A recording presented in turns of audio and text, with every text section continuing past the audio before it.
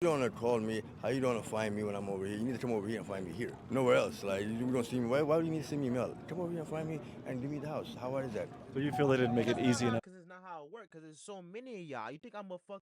Be honest though. I kind of get what you're saying, brother. But like, ain't nobody finna be coming to the block to be like, here you go, here's your keys to your crib. Niggas not doing that. You gotta have some structure in your life, brother. Like, we're getting money, we're getting paid, we're getting laid every day. I don't have to put up with all the rules of society and all the bullshit. I ain't gotta pay taxes to some government that's gonna kill my kids with the money I give them. Pretty well free to do what I want to do until the cops come and tell us I gotta push it down the street. To someone out there that is considering trying opioids for the first time, what advice would you give them? What the fuck are you thinking? That's it. That's it. What the fuck are you thinking? It's stupid. It's the dumbest thing I've ever fucking heard. Don't fucking do opiates. what's YouTube, it's your boy Don Gotti, and I'm back with another video. Today we will be reacting to, I don't even know. Today we'll be reacting to Life on 3rd and Pike inside Seattle's drug epidemic. Alright? Before we get started, make sure you like, comment, subscribe, and don't forget the notification bell so you get notified every time I drop another video. That being said, we already hit. Oh my god, this shit be failing me, bro. We already hit. I ain't gonna front. As far as documentaries go, as far as everything that I've been watching so far to this point, I'm on YouTube and everything. I'm really into the documentaries about the street life, drugs, prison, everything like that, just because how real or authentic it is. You feel me? Now, depending on who do the documentaries matters, right? Of course, but overall, like, it's about the message, what they get, how they can use what they seen and what they're getting from other people, how they could turn that to something positive to spread awareness. I like seeing things like that because I've definitely becoming more aware of things I did not know. I didn't know a lot of these places are really like that because I'm from New York City. I'm just worried about New York City all day, but there's really other places where it's worse. It get real bad at. So I definitely love seeing this. If y'all, sometimes y'all be commenting, right? I get comments now, right? So when I get the comments, how about y'all comment something that I could react to? I'll just be finding shit, but just give me something to react to, and I'll do it, alright? As a conversation for, but that being said, I'm gonna stop talking. Get out of here. No, seriously, let's get out of here. 3rd and Pike, It's a place where you can get drugs, and it's a place where you die. the epicenter of Seattle, Washington's drug epidemic. The intersection has become infamous for the hundreds of addicts that gather here to buy and use illegal drugs. The storefronts, once vibrant, now stand as hollow shells, overshadowed by the rampant addiction and despair. But it wasn't always this way. Going back to the 1920s, it was a popular streetcar stop for those that wanted to enjoy the more luxurious side of life, as the intersection featured an impressive array of upscale shopping. The first Starbucks was even founded 2 blocks from here in 1971, and the 1979 opening of the McDonald's was a proudly celebrated event. Unfortunately, the crack epidemic of the 1980s hit the area hard, and the McDonald's developed a growing reputation as the hangout spot for local drug dealers. In recent years, fentanyl has exploded in popularity with the local residents, resulting in more overdoses and violence than ever, as well as a booming open-air market. So come with me as we travel out to Seattle, Washington, and experience firsthand life on 3rd and Pike. I steal hundreds of dollars worth of groceries. It's supposed to be one of the richest states around the country, and we're dealing with this. How would you describe the difficulty of kicking opioid addiction? It's impossible. You're gonna see some grimy shit. That's Seattle. Drugs. And now you gotta think, who brought the drugs in? It all starts with Behind who brought the drugs into the community, right? Like, literally, like, who did that? Whoever brought those type of drugs into the community, congratulations, you done fucked your community up. You done destroyed it, right? Of course, it's free will, right? So other people, they have to they have to make a choice. Are you gonna take it or not? All it takes is one time, though. It don't take 2, 3, 4, no, one time, and it's over. Your life is done. So it's shit crazy. Like, a city that was once so beautiful, so prominent, and now look at this. Look at this shit. Look over here. What the fuck is going on?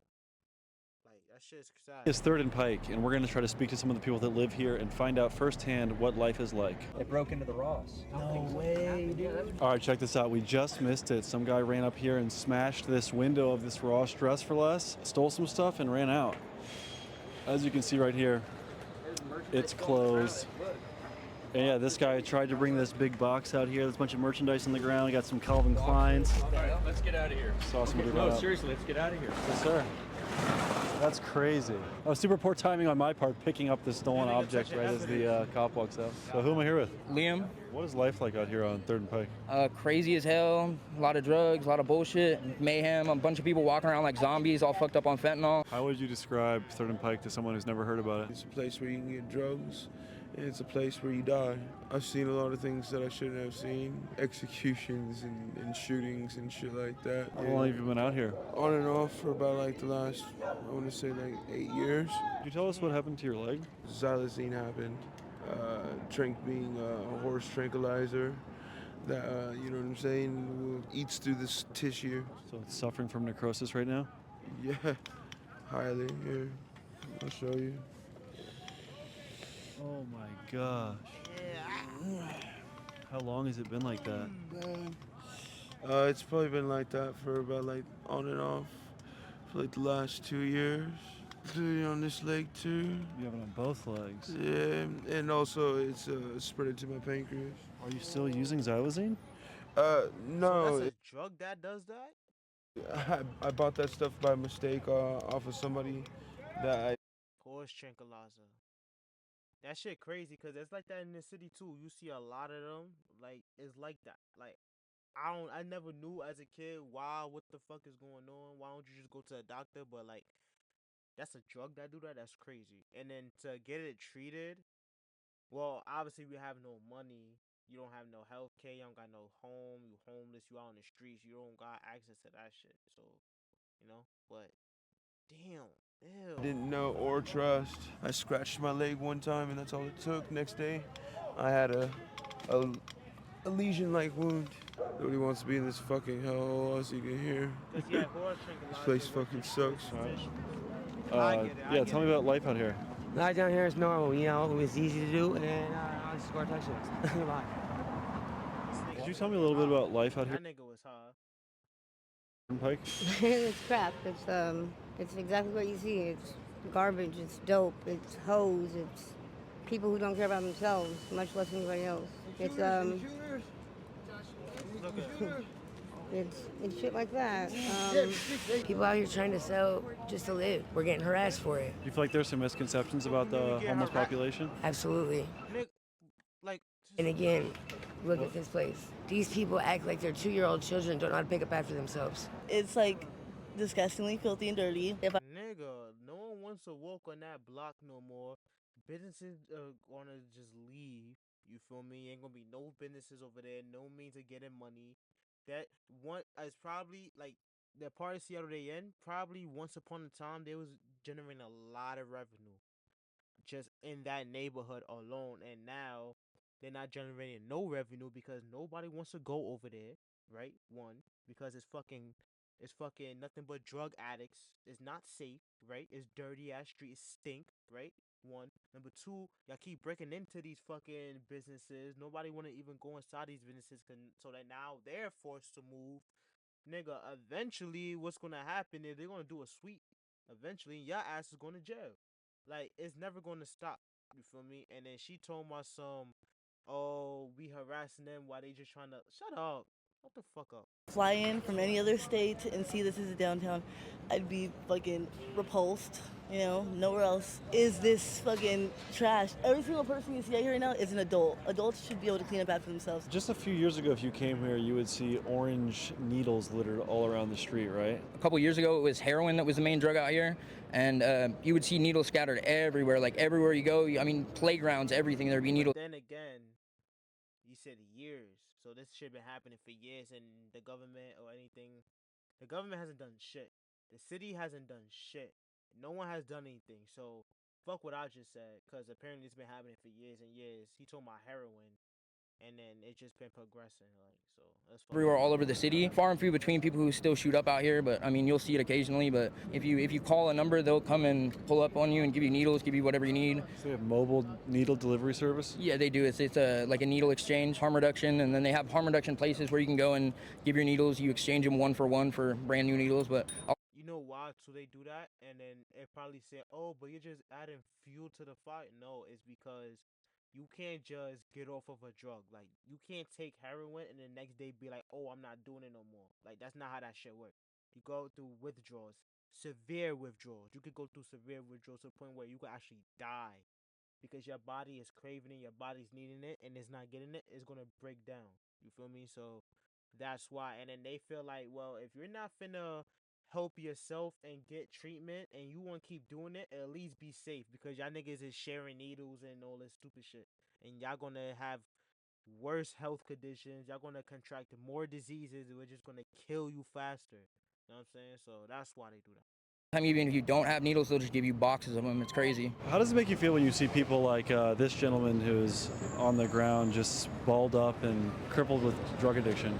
Uncomfortable. I mean, I don't like to see it, but I mean, I guess being out here is a part of life, you know? You can lead a horse to water, but you can't make them drink. Like, you can't get these people sober if they don't want to get sober themselves, you know? So there's essentially nothing you can do unless they want something to be done? Yeah, 100%. If you don't want to get sober for yourself, you're probably not going to get sober. You can get a dose of fentanyl for $1, you know? That's super crazy. How cheap was heroin?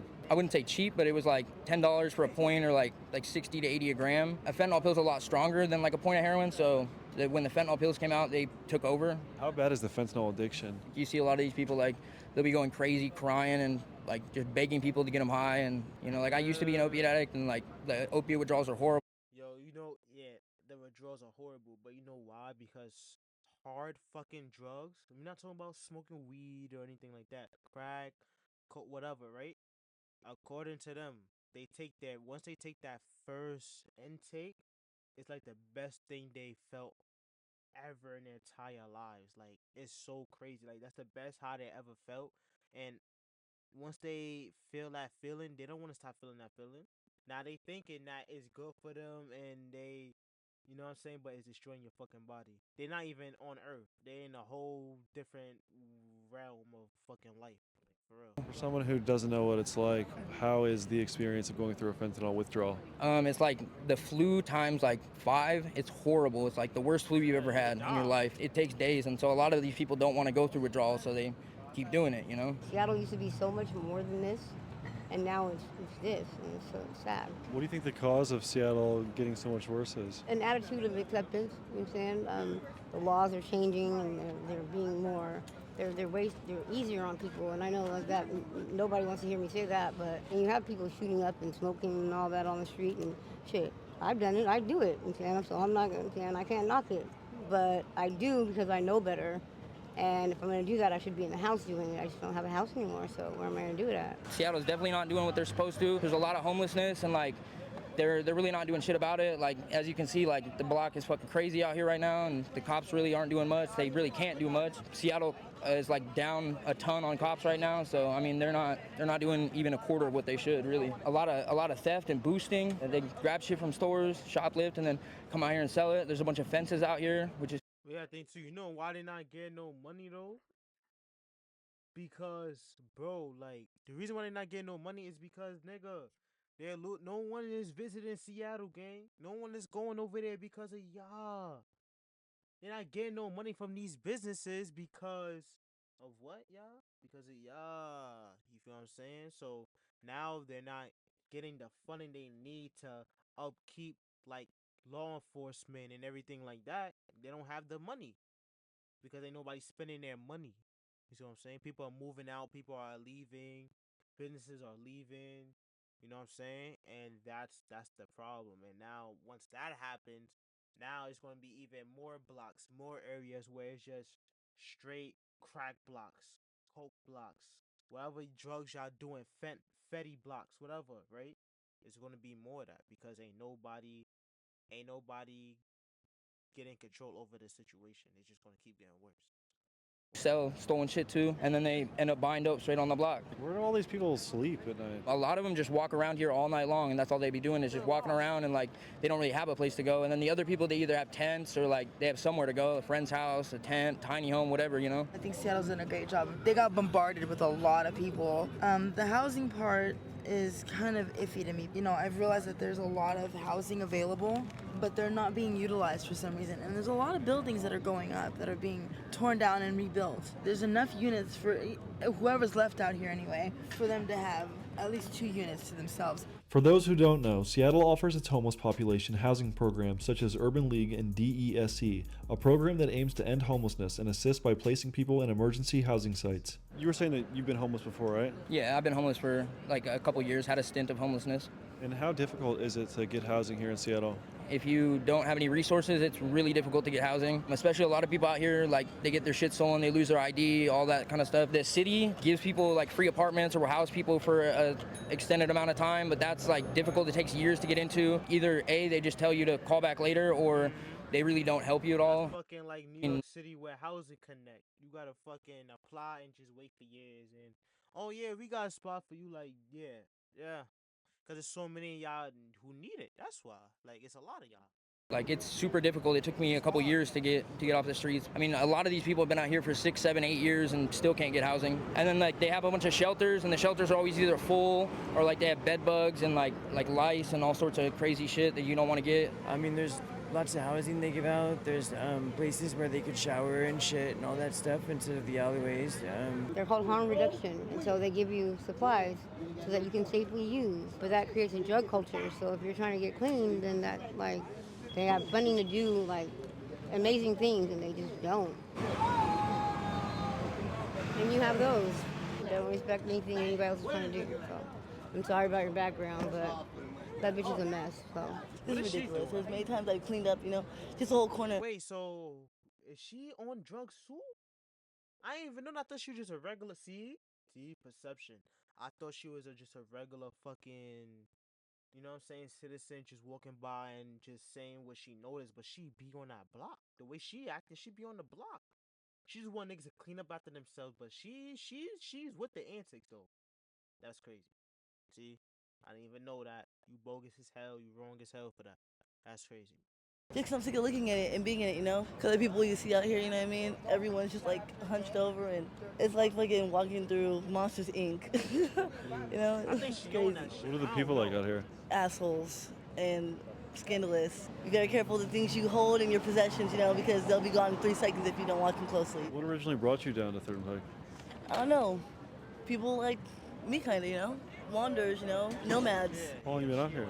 I've been out here since my daughter died. So she died in October 11th, 2021. So I've been out here since she died. That's about it. I'm sorry to hear that. That's okay. She needed something to cope with the pain, and she has now left that block since probably. Probably go home, change, whatever, and then come back when she get that urge. Because she took that shit one time because her daughter passed and she needed to heal, quote unquote heal, deal with the trauma, and look what happened. Whoa, what happened? They shot Orbeez at us. Someone just drove by and shot us with Orbeez. Yeah, see, they do cynical shit like that. Yesterday, I got threatened to be shot in the eyeball and in the face. How did you initially wind up homeless? I ended up losing my job. I was a caregiver. That's my career. I got my CNA. What's some of the stuff you have to go through living out here?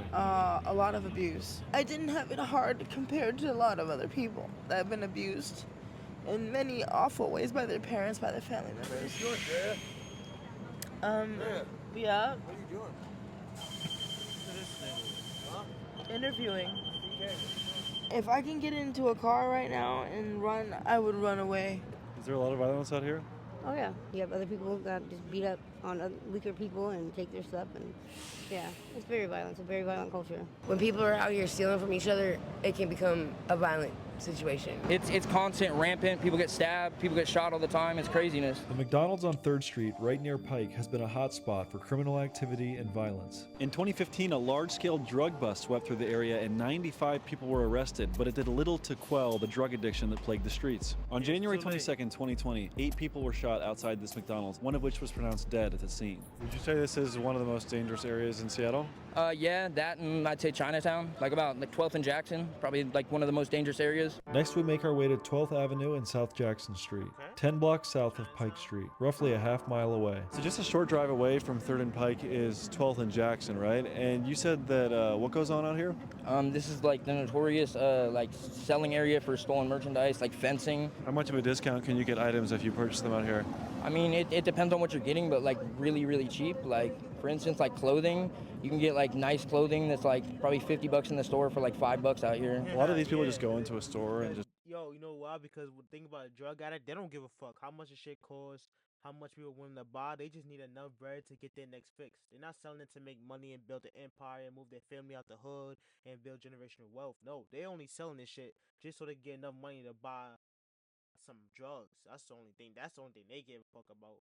They will go through so much. They will steal the most expensive shit in the world, go through all that trouble just to sell that shit for $10 because they don't give a fuck.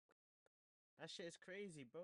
Word. Grab stuff and leave? Yeah, they do what's called guerrilla boosting, which is where you go into a store, you just openly grab merchandise and leave. Boosting or retail theft has caused several local businesses to move out of the area affected by the rampant thefts. It's very common, as we just saw at the Ross Dress for Less. As you can see right behind us. Doing too, because when people steal in stores and shit, like let's say you work at Target, right? No, that's a bad store. Let's say if you work at like Gap or a clothing store, right? Or even Apple. Let's say Apple, right? Nigga, I promise you, you can walk in, and I'm being honest, you can walk in them stores and take whatever the fuck you want and leave. Like, you can literally just go crazy on your mans and just start stealing. They can't touch you. Because at the end of the day, if they engage or touch you or any way, they're putting everybody at risk because they don't know what you want. They don't know what you got. So that's why they let niggas just walk in and do this and that. And when I say let niggas, I don't mean like, oh, you getting away scot-free. You getting away scot-free for that moment. Nigga, you're going to jail. Don't get me wrong. You still going to jail. Like, yes, you're going to jail. But at the end of the day, they're not going to just engage, especially if they don't got security. Even if they do got security, it has to be armed security. But at the end of the day, you could put everybody at risk just for engaging. You don't know what they on. They just walked in. If the niggas could just walk in and steal shit and have no shame, nigga, then you don't know what the fuck they on. Because if they don't have no shame to do that, what else they could do, right? Like, that's real shit. That's facts. Smash and grabs are not very uncommon, and one just happened. People that stole a bunch of shit from Ross, we just missed it, I guess. Yeah, they returned. Let me ask you a question, right? If you work in that fucking, what's a fucking cheap clothing store? If you work in that fucking H&M, right? Let's say you working at H&M, and then they start walking up in there and start stealing and doing all this extra shit. Nigga, you a fucking associate, a sales associate or whatever, right? You gonna risk your life? You gonna say, hey, stop, don't, nigga, the fuck, I ain't my shit. Respectfully, it's not my shit. Y'all gonna get it back. H&M is $1 million company. Fuck it. We just take that loss. I'm not engaging and losing my life for $15 an hour because a nigga wanted to steal and I wanted to play hero. No, that doesn't make any sense. You know what I'm saying? So that's a fact. That's a Staying in the car, smash and grab robberies are common out here. Yeah, so a lot of these stores have closed down. For instance, you said the McDonald's up there. Yeah, you can't go inside the McDonald's. The Macy's closed down because people are doing the same thing, smashing and grabbing a bunch of coats. A lot of the time, if they don't have private security, they won't do anything and they won't stop you. Most of the stores don't want confrontation. They don't want that bullshit, so. Fuck the rich people that are mad that I wear more expensive. It's lawsuits involved. It's so much shit involved. They'd rather move. Fuck it. I relocate. I got billions of dollars in the company. I relocate. They'd rather do that than deal with all that bullshit. Shit than they do. I get it cheaper than they do. Shit start getting wild, man. It start, that Fetty start hitting, man. These streets start getting a little more wicked, man. And Fetty's like turning into new cracks. It's cold at nighttime. There's not a lot of bathrooms to use. There's a girl, which is gross. But it'd be crazy out here, like most people like be smoking all day long, like it's like this until like cops come, people start moving around like cattle. We're getting money. We're getting paid, we're getting laid every day. I don't have to put up with all the rules of society and all the bullshit. I ain't got to pay taxes to some government that's going to kill my kids with the money I give them. Pretty well free to do what I want to do until the cops come and tell us I got to push it down the street. All the kids that disappear, only people that can make them disappear without a problem is police officers. Look into that a little bit more, Mr. and Mrs. Taxpayer. Could you tell me a little bit about life out here? Amazing. The atmosphere is awesome. I moved out here because weed was legal and things like that. I want to be homeless, You want to be? Yeah. I like it. What are some of the benefits of being homeless from your perspective? I don't have to answer to nobody. Wake up whenever, go to bed whenever. How long have you been homeless for? I've been homeless for going on You do that with a home. What the fuck is you talking about? You go, nigga, it's called having your own crib, If you have your own crib, you can wake up whenever, you can go to sleep. People can't tell you what to do in your own house. You don't need to be homeless to feel that way. What did you do before you were homeless? I worked at a shipyard for 14 years on the East Coast. Tell me a little bit about life out here. You're gonna get snaked. You're gonna have friends that you think are close to you. You know what I'm saying? People that you think are close to you turn their back on you, and you're gonna see the real underbelly of the world. My homie just got shot fucking the other day, and bad shooting. Someone died. And it's like that's some shit that happens all the time. And How many times did you get shot? I got shot like one time. It went in and it went out, and just being wrong place, wrong time. How long ago was that? It was like 2 days ago, and it was on my. And today is my birthday. That's the crazy thing. Today's your birthday? Yes, I almost not made it to my own birthday. That's the irony. Happy birthday. Thank you very much. I feel like the Seattle government is doing a good job of helping homeless people find housing. Outreach workers who don't do very much outreach for me, being I'm homeless, if I miss an appointment or something, they get upset with me, or they don't do their fair share, I think, of reaching out. Like right now I'm homeless and I don't have a phone, can't keep a cell phone because I fall asleep outside and they get stolen. Can't catch up with her, she can't catch up with me, and she's in court a lot, so. Homelessness has been an ongoing historical issue in Seattle. The problem being documented as far back as 1850. In 2020, the city of Seattle allocated $80 million for the Division of Homeless Strategy and Investment. However, the cost of medical, police, and all nonprofit governmental efforts has cost much more than this across the region. As far as the government, you know, you guys know it. The government don't care about nobody. What do you think could be done to clean up an area like 3rd and Pike that has been the way it is on and off for over 40 years? They gave us housing, and it really didn't do much. You're still out there. They gave everybody out there housing? Pretty much. I mean, the people that really wanted it. I mean, you want me to be honest about it? Yeah. The motherfuckers that didn't get housing didn't want housing. They supposed to be in one spot. You weren't in one spot. Come on, man. So you feel like someone that's homeless right now in downtown Seattle has the option to be housed? Yeah. And it's a decision for them to be out in the streets for the most part? That's probably surprising to some. He free and he could do whatever he want while people tell him what to do. So they want to be out there because they feel free, and then they could do whatever they want, which is fucking retarded. Well, it's the truth. And I really put the time in to really like follow what they asked me to do, and that's how I got my housing, my hotel, and then I got into my apartment that I'm in now. What is the housing like that you received? I stay in a DESC building, and I told him I wanted to quit doing drugs, but you can't put somebody who wants to quit doing drugs in a DESC building. Why is that too much temptation? Everybody there does drugs. Everybody there is crazy. Everybody's just a piece of outside world in an apartment building, pretty much. It's like a chaos environment. How long have you been out here? I've been on the streets for 10 years. I just got an apartment last August, so I've been indoors for about almost a year. Do you have to pay anything for it? 30% of income. Do you like that whole situation, or is there something that you think Seattle could be doing differently? No, they're doing right for the housing, you know. It just takes forever. If you're a single white male, it's going to take you years before you even get into a place. Well, you're going to be last on the list? Yeah. No, the tiny house used to be cool. Like, you go up and, like, if you didn't have anything to eat, they give you fucking a warm meal. We always get judged by people driving by, people that have homes. They always want to judge us. And they pretend to give us homes, but all that money that they invested, not a single person has been given a home. They say, oh, we will send you, we will call you. How you gonna call me? How you gonna find me when I'm over here? You need to come over here and find me here. Nowhere else. Like, you don't see me. Why do you need to send me a mail? Come over here and find me and give me the house. How hard is that? So you feel they didn't make it easy enough? Because it's not how it works. Because there's so many of y'all. You think I'm a fuck? Be honest though. I kind of get what you're saying, brother. But like, ain't nobody finna be coming to the block to be like, here you go, here's your keys to your crib. Niggas not doing that. You gotta have some structure in your life, brother. Like, for real. Like, get into a homeless shelter.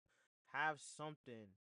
Man, there's a lot of people who don't have nothing, so I'm not gonna say family member or friend, but like, you gotta find something, gang. That's when it's like your job. Get off the drugs. I'm not saying it's easy, but reality, you have to get off the drugs. You have to check into a shelter, and then you do it like that. That would be a little bit better. So that way, you know what I'm saying, they can fucking find you. But they not going on niggas' blocks and looking for niggas. That's just not what they're doing, bro. I'm sorry. You know what I'm saying? I understand what he's saying though. Like, they should provide more opportunities for, like, let's say, like, but like, I feel like they providing enough, but you gotta meet them halfway. They can't just do everything for y'all. Because at the end of the day, you did put yourself in these circumstances as far as trying to get high, and then now you're a drug addict. You know what I'm saying? I'm not talking about being homeless, because I'm not saying that's your fault. I don't know you. But you taking drugs and you fucking, while he talking to you leaning like this, it's kind of your fault, nigga. No? Not like they make this beat around circles. They get money and then they disappear. They buy cars for themselves. They buy bonuses for themselves. So you guys are willingly homeless. Where do you find places to sleep at night? Anywhere. Even Pike Market right there at the picnic tables. I'll sleep there, you know. Yeah, man. I'm just walking through. Yeah. Carry on. So a lot of these stores are closed yet. Some of these high-rises are apartments that cost over $3,000 a month. Yeah, I mean, some of them, like if you were to buy them outright, are $1.5, $2 million apartments, you know? Basically, with opiate addiction, I hate myself and want to die. Why? Because they keep kicking us down, kicking us down, kicking us down. It's not like in Vegas, like it's hot, bros. You know what I'm saying? Most people underground and shit. Most people hiding, but out here people don't give a fuck because the law don't arrest you, bros. They'll come to you while you're smoking, wake you up, take your bubble, take your foil, throw it away. But that's saying other states, you go to jail for that shit. People be having wounds and shit. It be crazy out here. Like some people OD, like somebody might be sleeping. You think about all the time to be dead and shit. Nigga, every drug nowadays is laced with Fetty, Trank, whatever, bro. It's like you be surprised. You might think you're smoking weed, and next minute you're gone. Like even me the other day, I was smoking some weed. I woke up in the hospital. Yeah, how would you describe 3rd and Pike? Dangerous. You got to be right, or you're going to get hurt out there. You know what I mean? What keeps you, staying out here every day? I'd have to say 100% my addiction to fentanyl. I'm trying to get into treatment again, and it just seems like a never-ending cycle. How would you describe the difficulty of kicking opioid addiction? Almost impossible. Sometimes I think it's impossible. You'll have months and months of sobriety, but then that conscious of relapsing will be on your conscious because you hold yourself you hold yourself up to that standard and you don't want to let yourself down. But I really want to quit. I'm tired of all this life. What would you tell someone who's thinking about experimenting with opioids? Don't do it. It's not worth it. You lose everything in your life eventually. Small percentage of us even make it out. This life is so exhausting that I'm living right now. It's like I don't even know if I'd be able to make it. I see a lot of people that appear to have spinal issues out here. Is that from the fentanyl leaning? Oh, yeah, definitely. So they're just getting so high that they're deteriorating their spinal cord?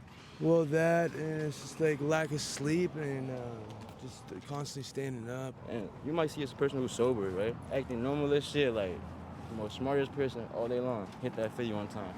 Turn into like a demon, a zombie or something. What up, y'all? Just say hi to the camera, man. Yeah, man. It's your boy, baby. All it takes is one time, that's why. AC, man. Baby. AKA Ali, man. AKA flow like a butterfly, sting like a bee.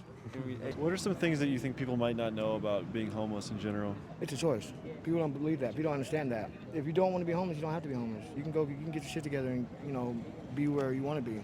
But people choose it because there's no rules. There's no bills, there's no rules, there's no expectations on you. You just chill all day. It's like the ultimate freedom in a way? Pretty much. But then it eats away at you. Because, you end up like me, 32 years old, racing to find some type of job that's going to put some money into my pension so that I can live comfortable when I get old instead of working until I'm 80, My name's Aaron Gilmore. What has brought you down to 3rd and Pike? Well, I do a lot of drugs. I smoke a lot of fentanyl. Fentanyl is obviously a pretty hardcore drug. What led you down the path of fentanyl use? I had cancer when I was a kid. I had cancer from age of like 13 to somewhere like 17 or 18. We went from like Dilaudid and morphine and shit like that to smoking pills. Kind of progressed into heroin because heroin was cheaper. And how long have you been addicted to opioids? Well, from 13 to 29. You do the math. And how would you describe the grips of addiction to someone who's never been through it? I can't put it into words. I'm not going to try to. I'm just going to tell you that to want to exist in this world, doing what I'm doing, you have to be in a pretty low place in life. I go into a grocery store every night. I steal hundreds of dollars worth of groceries to sell them half price to people who are only willing to pay half price because they know they can get one leg up on me. I walk away with $40, which is enough to do drugs and maybe a soda or two. Where do you hope to be in like 3 years? Not dead. I guess to someone out there that is considering trying opioids for the first time, what advice would you give them? What the fuck are you thinking? That's it. That's it. What the fuck are you thinking? It's stupid. It's the dumbest thing I've ever fucking heard. Don't fucking do opiates. I mean, I hope this don't happen to none of y'all. Tell others about the resources that are out there so people can get off the streets and get some help. We're all just living a life, life of struggle and addiction right now, but hopefully we overcome this hump. And I want to make a shout out to my family, and I love you guys and hope to get back in everybody's life soon. If you had one wish, what would it be? I wish that I never did drugs. Fentanyl needs to go. God bless America. Hopefully people will start to actually care a little bit more. Thank you. Appreciate you. As always, the Extended will be on Patreon. And is there anything else you want to say to people out there? Just don't do fentanyl. Tell your loved ones that you love them, because you don't know, people die every day, man. You don't know when your time's gonna be. I've been poorer than the picture, 1%ers in the world doing more. Nah, this is deep. I ain't gonna front. Alright, y'all, that's the video. Make sure y'all like, comment, subscribe, and don't forget to hit the notification bell so you get notified every time I jump on the video. I hope y'all really did enjoy this video. It spoke a lot of truth. It's like, damn, it's crazy. But anyways, y'all, make sure y'all like, comment, subscribe. I'm gonna see y'all in the next vid. I am out of here. Pop. On BT, if I feel a peasant, shit you niggas do is not impressive. Teachable but ain't really for the lessons. The professor of my profession. Press him in the studio. Shit, we giving ability.